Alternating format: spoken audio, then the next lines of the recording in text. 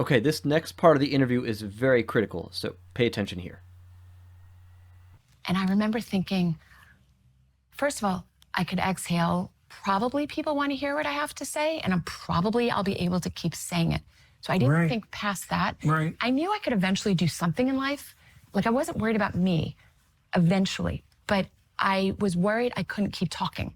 And now I realize I could keep talking. So why was that more important? You kind of alluded to it. You made some allusion to, well, your father's circumstance. And, you know, you said something that we bounced over very quickly. You know, you said that the catastrophe that enveloped the people around your father was a consequence of lying. See, that isn't something that everybody knows, right? Because people think, well, the really naive people think that if you see a dictatorship, you have a dictator and his henchmen, and they're oppressing a whole mass of freedom-loving people. And if you just take out the dictator, well, then democracy will bloom. What they don't understand is that, what would you say? The dictator is just the biggest devil in hell. And in a really totalitarian state, every single person is lying about absolutely everything they say and do all the time to themselves and everyone. And the totalitarian state is actually the grip of the lie. The dictator is just he's the face of the lie. That's all. Correct. But every time someone in that totalitarian state lies, they're participating in their own demise. In Solzhenitsyn detailed out, I thought this was so remarkable, that there were nowhere near enough committed communists to run the gulags. The prisoners had to run them. Mm-hmm. Right. There's a totalitarian state for you. It's an inmate-run prison, and the prison is lies. Right. So why did you know that? That is a great question. I found it more difficult to live with lies than anything else.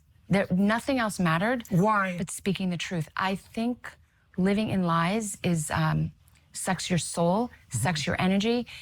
You're depressed. You can't wake up you wake up, but you don't really want to get out of bed. There's no reason. There's nothing to do. For me, living in lies, I might as well be dead. No, it's worse. It's worse than death. That's hell, eh? Hell is worse than death. Every time someone in the totalitarian state lies, they keep the system going. Yes. For example, when it comes to the trans issue, I've been saying this whole time that this whole thing ends when enough people just refuse to keep going along.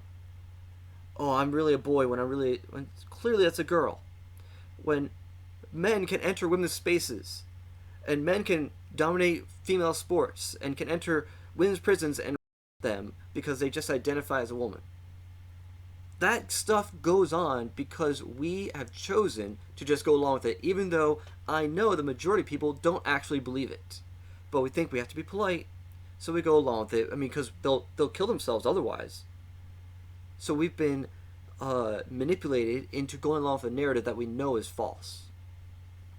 And it has created this totalitarian state where our speech is controlled, where therapeutic options are controlled, where the education system is dominated by LGBTQ indoctrination, where churches are scared just to speak up and speak the truth about God's plan for sexuality and sexual morality. Even those who actually have the freedom to speak up don't, because they self-censor now. They're so scared of being rejected by the world. This is what happens when you go along with lies. Right. That's a hard thing to understand. I had to. But I'm very curious about why you knew this. It's very telling, because that makes your willingness to seek opportunity and your desire to be able to keep speaking, that explains why that's paramount.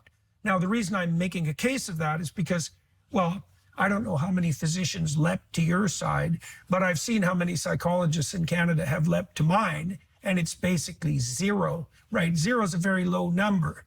And so even though what has been done to me, although not particularly successfully yet, could easily be done to psychologists, and they're all being compelled to lie in Canada, as are the physicians, but people won't speak up. So now you did, and you wanted to, and you put that before even your concern about what you were going to do economically after your jobs disappeared. Okay, so that's weird, right? And you tied it a bit to what had happened to your father, but I don't understand how you knew this. I just can't imagine why you would want to live in a perpetual lie. I can't even think of anything harder. Short-term gain. Well, I will tell, maybe this will help you as a psychologist. Once a psychologist, always a psychologist. I was never particularly interested in things that were faddish. So for example, I didn't care about fashion, which is something girls usually care deeply about, because I always knew it was just a form of peer pressure. I'm not saying it in even a negative way. I'm just saying I wasn't moved by it. It didn't influence me. So all of those things that made me different, doctor, lawyer, Holocaust daughter, curious, not susceptible to the whims of fashion, it never, and I also wasn't a person who lived very grandly. So would I be able to get by? I mean, my income was really good. My plans for myself when this happened, the reason I was working 2 ER jobs was I was going to work really hard for 2 years, then I was really going to back off. I was saving a lot of money. It's not like I'm immune to earning money. But all of that went by the wayside if I had to live in a lie. There's just no, it's not even a close call. Right. I mean, Right. No, I And I do, it's probably somewhat of my nature, but the nurture element, you can teach as a parent how dangerous it is to live in lies. I mean, it's true, my background was Jewish, but people think, Hitler just happened and it just happened. No. There were a lot of lies to support like people. hundreds of thousands of them. Yeah, but I remember, one that I remember as a little girl is a lot of scientists were back in Germany were measuring Jews' heads, and they determined they were different size and different shape than Aryan heads. And I remember saying to my dad, well, that's weird. Like, why didn't the scientists, they couldn't have found that because it's not true. And I remember thinking, that's so odd. I think I learned that when I was 10 years old. I'm like, well, that's so odd. Like, why didn't the scientists say anything? Like, were they just writing false numbers in their papers? Like, what were they doing that they allowed them to conclude that the circumference of the head was different amongst Aryans and Jews? And I remember thinking, that's hell. You're right, it is hell. It's not death.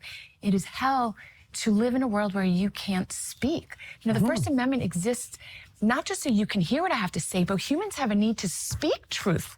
They have that need inside of them. So it's both, if they're not if they haven't corrupted their soul. Right. But a baby growing up until a North Korean child learns very quickly she can't speak. But if you grow up in relative freedom like we did in Canada and America, you have, I think, an inborn human need to speak and be heard. And all of a sudden, nobody was speaking truth. Humans have a need to speak truth. And that's why these therapy bans must ultimately fail. They outrightly violate the right for not just the therapist, but even the client to speak truth. Just like Jordan Peterson used to say in his earlier videos, to just think, to think critically, to think through an issue, you need free speech. You need to be able to just speak freely, to explore something. But when we put a limit on what can be talked about in the therapy room, because, well, that's conduct, that's no longer a free speech issue, that's professional speech, and so therefore we can regulate it. Well, that limits then the client's capacity, one, their autonomy and their right to self-determination. And so you are then imposing on them a worldview. If you're not allowed to talk about this from this perspective, but only from the gay affirmative or trans affirmative perspective. So you're limiting their speech, and then you're imposing speech on them, a worldview on them. Because free speech is ultimately about what you think and what your worldview is, how you see things. And clients need to be free to explore that. When I'm working with a client and they're still struggling with, how should I understand this issue? I don't go and preach at them and tell them what to think. I give them the space to explore it, but I also offer alternatives in a honest disclosure approach. I don't impose it on them. You have to agree with this or else I won't work with you. No. If you want to know my opinion, I'll share it. Have you considered these options? Let's explore it. Let's show some curiosity. And good therapy does that. You help challenge people's assumptions or the ideas that they're mulling around. You help them sort of pick at it and explore different ways of viewing it. You do it tactfully. But if you regulate what can be said or not said in the therapy office or context, then you're prohibiting that process for people to arrive at their own conclusions and carve out their own path, which is what therapy is supposed to help people do. What I do in therapy is actually to help afford people greater freedom, not limit them more. And that's what LGBTQ does. It limits people. It puts people in boxes of sexual orientation and gender identity and prohibits them from being free to explore a different path. Actually, true freedom, according to the Christian perspective, is to be who God created you to be. I know you didn't know hydroxychloroquine is safe, but if somebody said to you, water isn't wet, you would say, and that you had to say that, you'd be like, I'm not saying that. I'm like, that's what they said when they said hydroxychloroquine wasn't safe. They were telling me to say water's not wet. How am I supposed to say that and wake up every day? So I felt the same way about Bill C-16 in Canada. It's Exactly. like, I have to call a woman a man. Right. Well, maybe I would just to be polite, but I have to? It's like, no, I don't think so. What do you So- mean have to? So in May of 21, they start saying that they want to bring the shots out to the kids. Now, this is horrific. Why? Because kids were not dying from SARS. In fact, by the CDC's own numbers, children... Well, it still says on your Wikipedia page that you're spreading misinformation about the fact that children don't die from COVID. And yet they don't. And that's very well established. Very well established. What, it's as risky for a child as the typical cold, I presume. It's And guess what? Kids aren't dying or killing themselves because of so-called conversion therapy, or rather from professional therapy for sexuality conflicts, whether we're talking about sexual attraction or gender identity. There's a lie right there.